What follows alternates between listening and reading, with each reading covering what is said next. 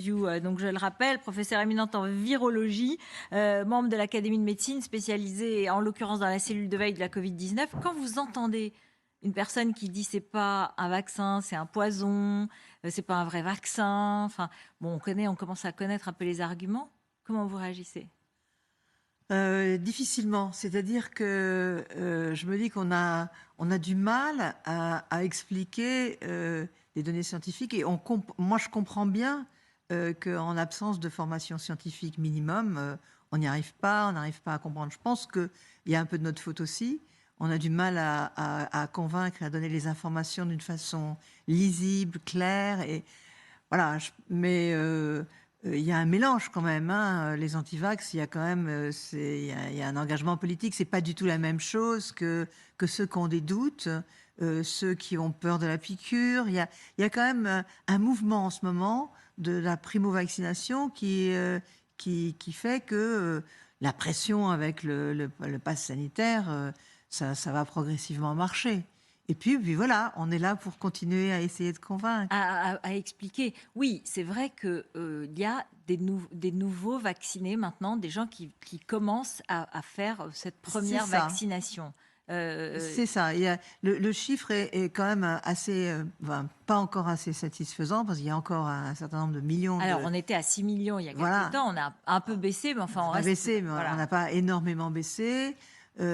Parmi ceux qui ne sont pas vaccinés, il y a des gens qui sont assez isolés. Je pense qu'il y a pas mal d'efforts qui sont faits pour aller les chercher et aller les convaincre et aller dans des, enfin, vers eux, aller vers, parce que c'est pas toujours facile pour tout le monde. Le risque n'est pas la même pour les personnes âgées, mais je crois que là, vraiment, il faut dire les choses.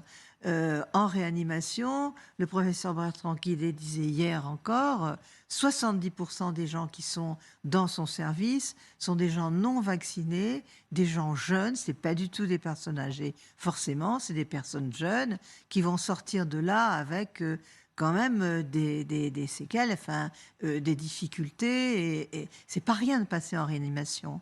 Et donc, je pense que là, les exemples sont nombreux. Puis j'ai ressenti aussi une certaine colère de la part de ces médecins parce que les gens disent oui, je me suis pas fait vacciner, oui maintenant je le regrette. Donc je pense qu'il faut vraiment rappeler que c'est pas vrai que les tranches d'âge jeunes sont à l'abri de l'infection. Le virus Delta, on est en pleine épidémie de virus Delta. Et juste un mot pour finir là-dessus. Vous avez dit 70% des malades en réanimation sont non vaccinés. Mais ceux qui sont contre le vaccin ou qui sont sceptiques, ou enfin voilà, qui n'arrivent pas, même s'il en reste quand même peu en France, ils disent mais même vacciné, on peut y aller en réanimation. Peut-être qu'il faut être clair là-dessus et le dire. Oui, c'est vrai, ça arrive. Pour les gens les plus fragiles, est-ce que c'est à la deuxième dose, est-ce que c'est après la troisième dose? Je pense qu'il faut Alors, dire les choses. effectivement, vous avez tout à fait raison. Il reste 30% quand on a dit 70%. Voilà. Ça veut dire que c'est 30% qui sont vaccinés. Alors, parmi ces 30%, bien, il y a beaucoup d'immunodéprimés. Les patients Ça veut avec dire des les gens cancers, fragiles. Voilà. des gens fragiles pour lesquels, malgré le vaccin, leur immunité n'a pas été suffisante, elle n'est pas assez stimulée. Et puis, il y a aussi des gens pour lesquels la vaccination est loin et de plusieurs mois. Elle Et est donc, trop loin et elle est donc trop loin. l'immunité a tout à fait baissé. Ils n'ont pas fait la troisième dose. Et ils n'ont pas encore fait la troisième dose. Donc ce sont des doubles vaccinés, mais pas des triples vaccinés. On est d'accord. Exactement. On n'a Et pas d'exemple aujourd'hui en réanimation de triple vaccinés. on n'a pas d'exemple de triple vacciné, absolument. Et les doubles vaccinés à distance de leur deuxième vaccination sont plutôt des personnes âgées, encore une fois avec une immunité plus faible que des doubles vaccinés jeunes, qui certes peuvent s'infecter, mais ne sont pas en réanimation. Alors, la situation épidémique, on a entendu aujourd'hui, alors demain il y a une réunion d'un conseil de défense sanitaire, on s'attend à des nouvelles mesures. Aujourd'hui, le ministre de la Santé a parlé, et écoutez ce qu'il nous a dit. Bon, est-ce qu'on s'inquiète ou pas? Écoutez-le. Il ne faut pas se leurrer. Il y a un moment où ce variant, il va envahir la planète comme son prédécesseur, le variant Delta. Donc le deuxième risque, c'est d'avoir une vague dans la vague. Nous ne sommes pas sortis de la vague Delta, qui est très haut, une pression sanitaire qui se fait sentir sur tous les hôpitaux. C'est le cas ici aussi. Je le redis, hein, dans les services de réanimation des patients qui ne sont pas vaccinés, ou alors des patients qui sont vaccinés mais qui sont très âgés ou très malades. Voilà, il parle du variant Omicron. Oui. Alors, est-ce qu'on doit s'inquiéter beaucoup aujourd'hui ou est-ce que vous nous dites, en fait, non, il faut d'abord qu'on endigue Delta et on est d'abord sur Delta et on ne doit pas s'inquiéter tout de suite d'Omicron? Alors, on est en pleine épidémie de virus Delta. Cette épidémie est à très haut niveau. Elle est à un haut niveau chez les enfants. Et il y a une grosse circulation virale qui va sans doute être perturbée par la vaccination 3 doses, parce qu'il y a quand même pas mal de gens maintenant qui y sont allés. On va avoir les vacances scolaires. Donc, on va avoir une situation épidémiologique qui va être un petit peu différente, sans doute, des autres pays qui nous entourent. Donc, il faut vraiment, là, comprendre que l'avenir est entre nos mains. Je suis d'accord avec M. Véran que les deux épidémies vont se succéder, Voir se croiser, c'est ça le risque voilà. un peu. Mais l'épidémie de Delta, on a les éléments pour la contrôler. Et je crois qu'il faut vraiment rappeler que les gestes barrières doivent être absolument maintenus. On doit faire attention, pas des réunions de beaucoup de personnes, laver les mains, le port du masque. Pour les fêtes, qu'est-ce que vous dites là? Pour les fêtes, pour les jeunes et pour les familles, qu'est-ce que vous nous dites? Alors, je suis assez d'accord avec ce qu'a dit le conseil scientifique sur le fait qu'il faut éviter les grosses réunions, il faut éviter d'aller danser ensemble, il faut éviter... Voilà, moi, je vais presque plus loin. Les bars, les restaurants, c'est vrai qu'on est en plein hiver. On ferme les portes. C'est pas du tout la même chose qu'en été. C'est vrai que là... c'est pareil, les bars, restaurants dans les stations de ski, l'air est extrêmement confiné, il est difficile de le changer. Donc voilà, il faut bien aérer les pièces. Il est hors de question que les grands-parents ne voient pas leurs petits-enfants, qu'il n'y ait pas de Noël en famille. Tout ça, ça doit avoir lieu. Mais que chacun prenne ses responsabilités. Les enfants peuvent être testés avant d'aller voir les grands-parents avec un test antigène pour se protéger entre cousins aussi. Et puis même les jeunes, les enfants vont voir leurs parents en ayant été testés s'ils n'ont pas eu de 3 doses, par exemple. Alors, c'est ça. Ce que vous nous dites, c'est attention, tous les gestes barrières, les tests, même avec les 3 doses, pour protéger tout le monde. Mais ceux qui ont eu leurs 3 doses sont plus protégés quand même. Alors, beaucoup de discussions sur qu'est-ce que c'est que cette 3e dose. Alors, j'ai une image qui explique un peu. D'abord, il faut rappeler qu'avec l'hépatite B, on a besoin de plusieurs doses et qu'en vaccinologie, c'est habituel. Là, c'est vrai que l'histoire a été telle qu'on a dit le vaccin, ça va être le miracle. Et effectivement, c'est difficile pour le public de comprendre que maintenant, il nous en faut 2 et puis il nous en faut 3. En fait, la mémoire immunitaire s'installe relativement progressivement. C'est comme une leçon. Quand on la révise, on la sait mieux.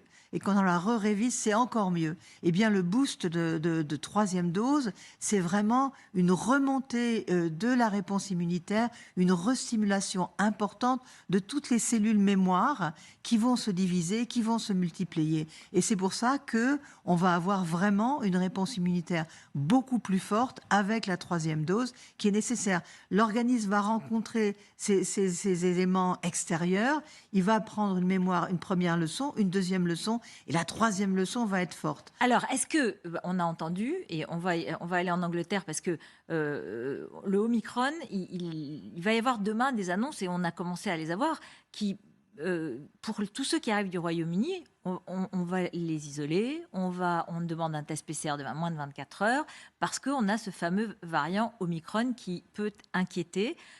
Avec Elise Stern à Londres, on va savoir quelle est la situation. Vous allez nous dire pourquoi est-ce qu'en France c'est différent ou pas.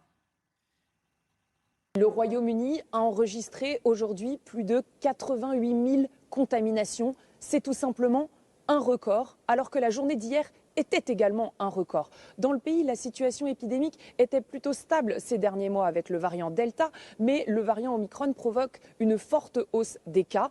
En tout, le nombre de contaminations a augmenté de 30% en moyenne cette semaine.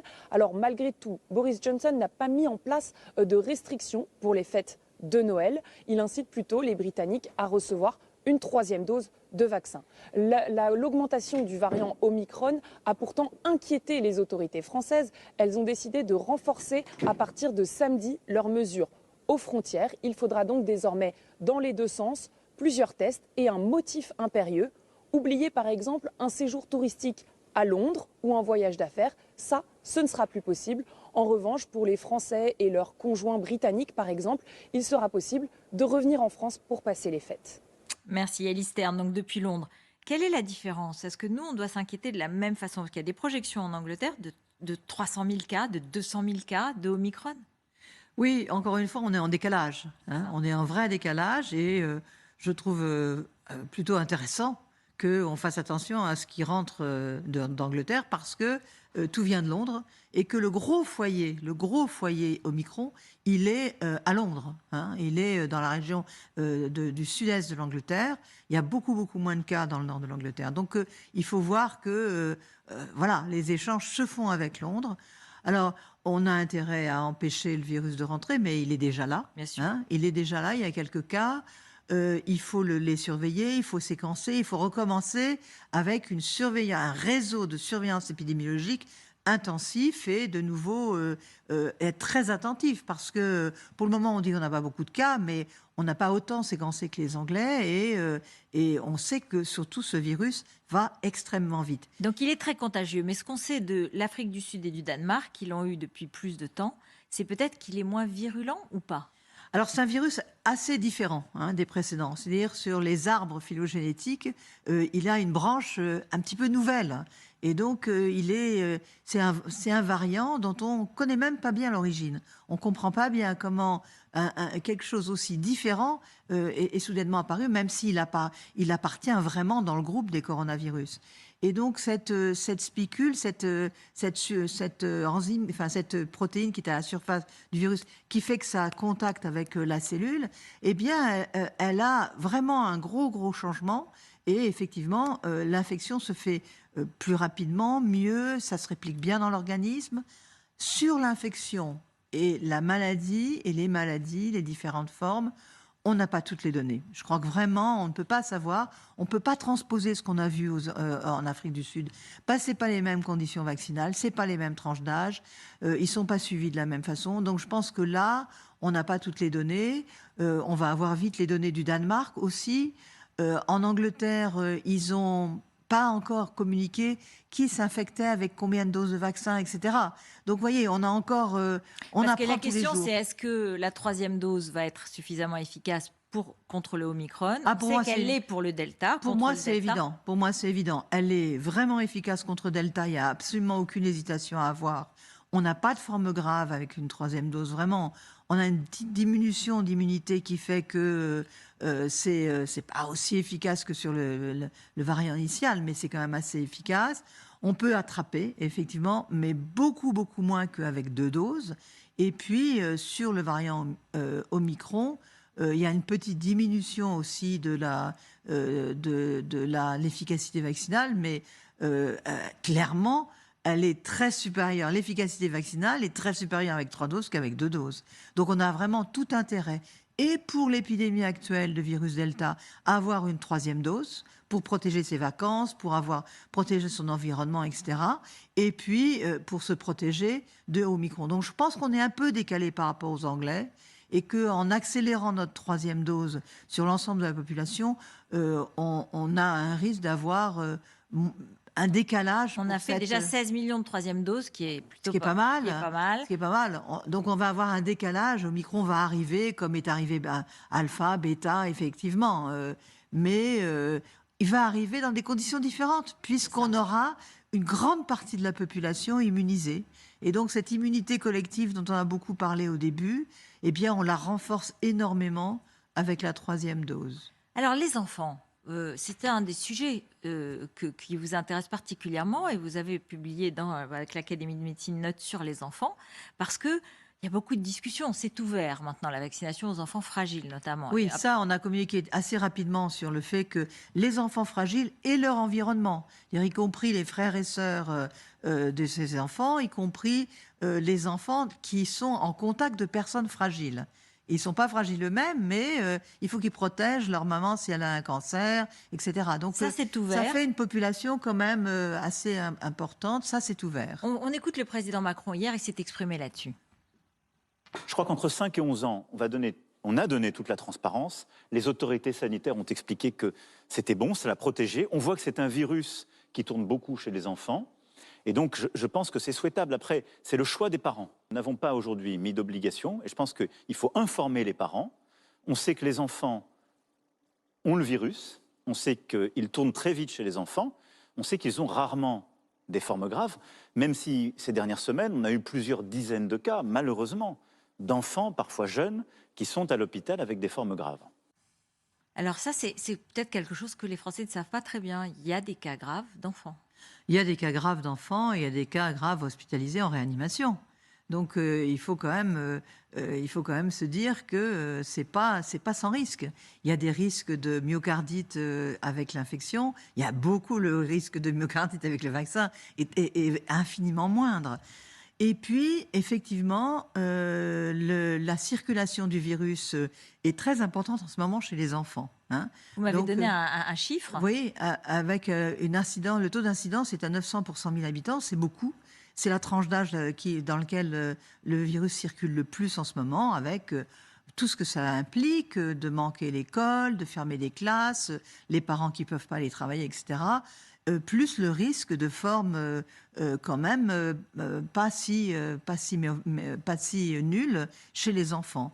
Donc là, on a des informations qui viennent d'Afrique du Sud où ils trouvent que beaucoup d'enfants ont été infectés avec le virus Omicron. Donc ça aussi nous intrigue beaucoup. On ne sait pas ce qui va se passer. Encore une fois, c'est une population qui n'a pas du tout été vaccinée. L'Afrique du Sud, c'est pas pareil. Voilà, c'est vrai que... Mais on peut s'inquiéter éventuellement que les enfants soient touchés aussi particulièrement par le Omicron. Donc on n'a pas énormément de temps pour faire cette vaccination. On ne peut pas la rendre obligatoire, je suis entièrement d'accord, mais on peut quand même vraiment la proposer, expliquer aux parents en quoi les enfants ont intérêt à être protégés, protéger leur famille, protéger leurs frères et sœurs. Enfin, vraiment, il n'y a aucune raison, aucun élément d'inquiétude à avoir. On a beaucoup de signaux des États-Unis qui ont beaucoup vacciné, comme quoi vraiment c'était sécuritaire, donc il n'y a pas de souci de ce côté-là. Et pour nous, virologues, l'idée de d'immuniser toute cette population jeune pour diminuer la circulation du virus Omicron, c'est un élément essentiel. Maintenant, la logistique de mise en route, alors que les enfants partent en vacances, etc. Voilà, il faut que tout soit prêt pour début janvier. On précise quand même que le vaccin pour les enfants, il est beaucoup moins dosé que celui des ils ont une très bonne immunité. adultes. Oui, ils répondent très bien, donc on met à moindre dose. C'est ça, c'est une dose enfant, comme un médicament enfant. Quoi. Exactement. Mais là, c'est surtout un vaccin, c'est parce que surtout la réponse immunitaire est excellente. La mise en route, à mon avis, début janvier, moi je la vois venir, j'espère, parce que nous, à l'Académie, on est depuis le début extrêmement favorable. Il n'y a aucune raison ni de ne pas protéger l'environnement familial, ni de ne pas protéger les enfants, ni de laisser circuler le virus, d'autant qu'on a un nouveau virus qui nous arrive. Donc là, tous les éléments, avec la sécurité en plus du vaccin, tous les éléments sont concordants pour proposer cette vaccination et convaincre les parents que c'est utile à tous.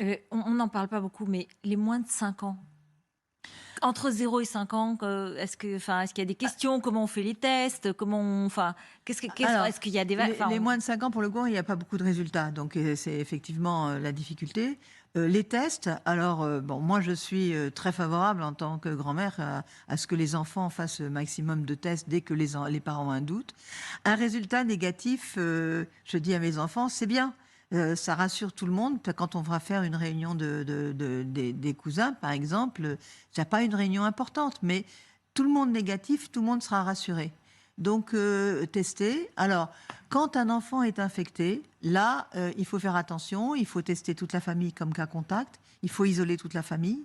Il faut faire attention aux jouets, à la zapette, aux ordinateurs, aux tablettes. On ne peut pas décontaminer tout ça. On ne va pas passer tout ça à l'alcool toute la journée. Donc, il faut quand même, sans isoler l'enfant, faire attention. Il doit habiter dans la même chambre que son frère. Mais voilà, on se lave les mains régulièrement. Que les parents soient conscients qu'au moindre rhume, on teste. Pour le retour à l'école, nous, à l'Académie, on recommande que le retour à l'école, dans cette épidémie de virus Delta et prochaine épidémie de virus Omicron, il faudra avoir un test avant de retourner à l'école. C'est-à-dire, c'est pas aux 10 jours, on a un test avant de retourner à l'école, un test des parents avant de retourner au travail. L'expression virale peut être un peu plus longue qu'avec les variants initiaux. Et donc, effectivement, les parents peuvent avoir un peu plus de fièvre, d'autant que cette tranche d'âge des 18-40 ans n'ont pas tous encore leur 3e dose, qu'il commence à y avoir de la circulation virale chez les vaccinés 2 doses. Et donc, du coup, voilà, il faut qu'ils fassent attention, qu'ils se testent au maximum. Ils n'ont pas beaucoup de risques d'aller à l'hôpital, mais malgré tout, il faut qu'ils se surveillent. Et là, les tests antigéniques les autotests sont assez pratiques, y compris pour emmener en vacances. Oui, c'est donc quand même beaucoup de précautions, et notamment, et j'entends bien que vous insistez sur les enfants et sur ce qui est tout autour, parce qu'il y a pas mal de parents qui peut-être sont vaccinés, qui peut-être ont fait même leur 3e dose, mais qui restent réticents sur les enfants. Là, vous dites de toute façon, test, et on demandera tout à l'heure au président du syndicat des biologistes si on a tous les moyens finalement de pouvoir répondre à ces tests. Mais en un mot, le professeur Antoine Flao dans Le Monde aujourd'hui, l'épidémiologiste, a dit finalement le gouvernement français est peut-être pas assez conscient du risque Omicron, de l'épidémie à venir. Il prend peut-être pas assez de mesures. Il faudrait le télétravail obligatoire. Il faut éviter les longs trajets en train ou en car, même masqués. Vous partagez cette inquiétude ? Je trouve qu'il faut réagir pour les 15 jours, 3 semaines à venir et voir après. Peut-être qu'à la rentrée début janvier, il faudra du télétravail. Mais pour le moment, on est en préparation des vacances, on est en préparation de se protéger d'un virus Delta. On est à 99% de virus Delta. Et le virus Omicron est quasiment la même pathogénicité. Donc, attention, ne nous portons pas sur une autre épidémie alors qu'il faut vraiment prendre en charge celle qui court actuellement. Et c'est le croisement des deux qu'il faut éviter. Alors, le absolument. croisement des deux, il faut l'éviter. Et tout ce qu'on va faire pour Delta va faciliter et atténuer l'épidémie suivante. Et qu'est-ce que vous dites sur ceux qui disent, même le président a dit, il y aura peut-être des rappels du vaccin. Alors là, encore des doses de rappel. Et donc là, il y a tous les sceptiques qui disent, mais alors on nous avait dit le vaccin ça vient, donc ça va nous sauver. Maintenant on nous a dit il faut une 3e dose, et maintenant on va peut-être nous dire il y en aura une 4e, il y aura peut-être des rappels tout le temps. moi je suis convaincue que la 3e dose va induire une immunité beaucoup plus persistante que les doses précédentes. Ah, Ça, c'est la première chose. Ça semble se confirmer, notamment sur les résultats en Israël. Maintenant, est-ce que cette immunité va être suffisante face à des nouveaux variants ? Parce qu'on a les Omicron, mais on en aura peut-être d'autres. Quand on voit la capacité de ce virus à se modeler, à se transformer, juste sur cette petite spicule extérieure, il faut quand même se dire que pourquoi nous sommes scientifiques, nous, préoccupés de l'origine de Omicron, parce qu'il est, encore une fois, sur une branche un peu différente. Ça veut dire qu'il y a d'autres branches qui peuvent se former et que... et donc ça voudrait dire qu'on a besoin peut-être d'une autre dose de rappel, même si c'est la première fois que j'entends de votre part, et c'est très intéressant, et de toute façon de la part d'un scientifique, que la 3e dose va peut-être finalement durer. On se posait la question, mais vous dites, je suis assez convaincue que ça veut dire que c'est quoi ? Un an ? Enfin, on ne sait pas, mais je veux dire, ça peut durer au moins un an, ça peut durer plusieurs mois. Moi, mon pari, c'est jusque septembre. Septembre prochain. Septembre prochain, dans la mesure où, sauf si vraiment il y a autre chose comme virus, Ouais. mais mon pari c'est ça, parce que on voit avec l'hépatite B, avec d'autres vaccins, en vaccinologie, la 3e dose c'est vraiment du long terme. Hépatite B c'est 10 ans, donc là je ne veux pas aller à 10 ans. Moi, je suis plus loin que les autres. Je vais en septembre, dans la mesure. Donc c'est un an. C'est ceux qui ont fait leur 3e dose en septembre. À partir de septembre, ils ont un an. Enfin, on peut espérer que ça peut durer un an, sauf si on a des variants qui exigeraient de nouveaux vaccins. Du coup. Comme la grippe. Donc moi, je ne pense pas que ce soit la baisse d'immunité qui va faire qu'on va avoir une 4e dose, mais plutôt le problème des mutations et le problème des variants, quoi. Donc je pense qu'il faut arrêter de parler de 4e dose. C'est le rappel, c'est le 3e. Et donc vraiment, je pense Vous qu'on êtes va... assez confiante là-dessus. Ça, Moi, c'est je, tout moi, à je suis fait assez intéressant. confiante parce qu'en immunologie, la 3e dose fait vraiment une stimulation de toutes les populations cellulaires qui ont appris leur leçon 1 fois, 2 fois, 3 fois, qui se divisent et la mémoire immunitaire s'installe et augmente de mois en mois. Les lymphocytes B vont continuer à proliférer avec lymphocytes B mémoire de cet antigène, vont continuer à proliférer. Donc cette immunité s'installe aussi progressivement avec le temps. Et je pense que maintenant, effectivement, elle s'installe contre les virus, y compris le Delta. Voilà. Et donc, ça veut dire quoi? Ça veut dire que si le Omicron n'est pas, pour conclure, n'est pas trop dangereux, qu'on a fait le maximum de 3e dose, qu'on essaye de vérifier, de se tester, de se protéger, ça veut dire qu'on pourrait en avoir fini à la fin de l'année 2022? Je n'irai pas jusque-là, mais en faisant ça, je suis sûre de moi que on va vraiment aller vers une situation au printemps qui devrait quand même être meilleure. Je dirais pas fin 2022, j'en sais rien, ce qui va se passer en septembre. Hein. Donc, c'est pas que j'attends encore un autre variant dans l'été, mais malgré tout, je me dis que la situation, la 6e vague, je ne sais pas comment elle va être, mais c'est vrai que j'ai l'impression que quand même la pathogénicité est un petit peu moindre. Alors maintenant, il y a quand même quelque chose qui est important, c'est qu'il nous reste un grand nombre de personnes, quelque part, qui sont non vaccinées. Bien sûr. Et cela représente pas beaucoup, ils sont 70% d'une petite population, alors qu'il y a quand même un risque, il reste un risque résiduel de forme grave chez les vaccinés, mais cette population de vaccinés est tellement grande qu'on peut avoir quand même un souci au niveau de l'hôpital. Hein. Il faut quand même garder en tête qu'il va falloir vraiment surveiller cette vague Omicron parce qu'il y a quand même un risque même de l'ordre de 10%. 10% de 70 millions ou de 60 millions, ça fait quand même beaucoup par rapport à 80% de 6 millions. Hein.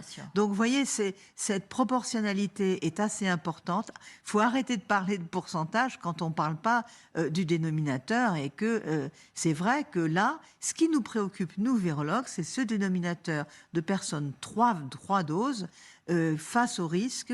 Quel va être leur risque face au Omicron?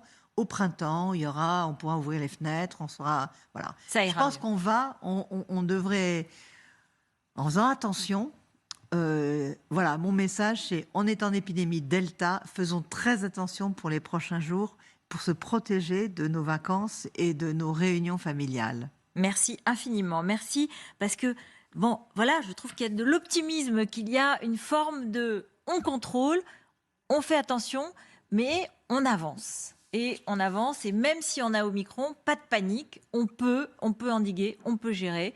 Et puis peut-être que ce rappel de la 3e dose, il va être efficace jusqu'en septembre prochain. Ça, c'est quand même une information intéressante, importante. Ah, c'est mon pari. C'est votre pari, mais bon, voilà. C'est mon pari, mais je pense que on apprend une vitesse. C'est extraordinaire. Ce qu'on a appris en 15 jours sur le virus Omicron, vous n'imaginez pas. Donc les progrès scientifiques sont quand même là.